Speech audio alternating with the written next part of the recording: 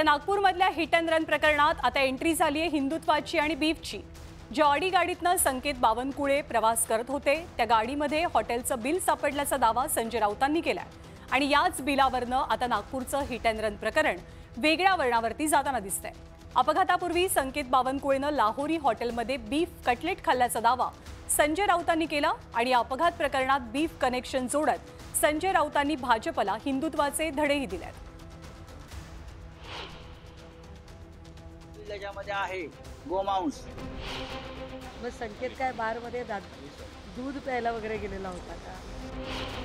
त्यांनी तिथे बीफ खाल्लेला आहे काय करतात? नहीं ऐसा नहीं है, असं बिलामध्ये कुठं नमूद नहीं है। हमारा मेन्यू कार्ड आप आके चेक कर सकते हैं, जब मेन्यू कार्ड में ही ऐसा कुछ नहीं है। रविवारी मध्यरात्री अपघात झाला, त्या अपघातावर व्यक्त होण्यासाठी त्यांना मंगळवारची संध्याकाळ का शोधावी लागली? ते बिल लोकांसमोर आणलं पाहिजे।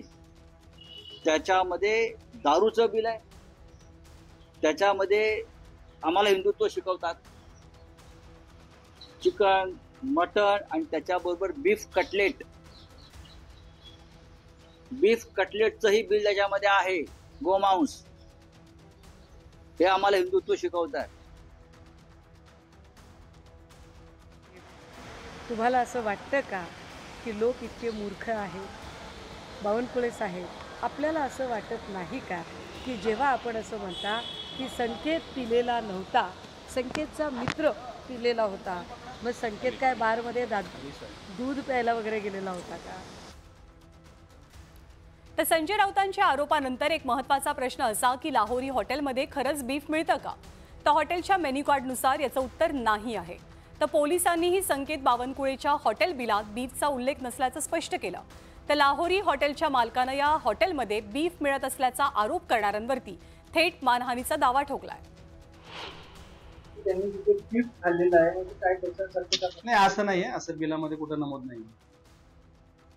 हम इस व्यापार में 45 ईयर्स से है और आज तक कभी ऐसी कोई कंप्लेन हमारे खिलाफ में नहीं हुई है।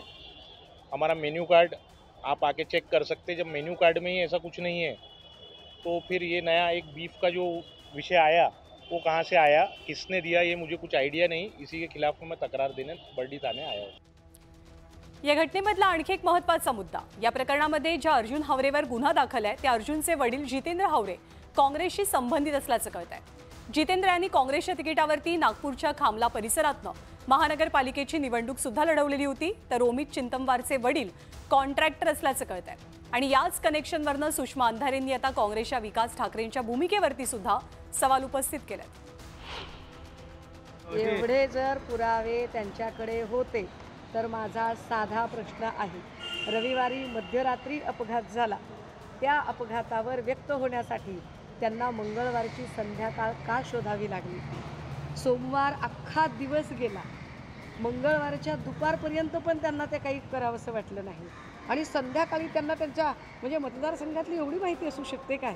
असं विकास ठाकरे काही माझ्या चर्चेचा विषय नाही आहे। ते हिट अँड रन प्रकरणातल्या ऑडी गाडीचं रजिस्ट्रेशन जेमतेम महिन्याभरापूर्वीचं होतं।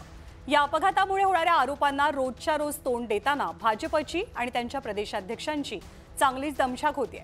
आता विरोधकांनी या प्रकरणात बीफ आणि हिंदुत्व आणल्यानंतर या वादाची गाडी कोणतं नवीन वळण घेते हे पाहावं लागेल।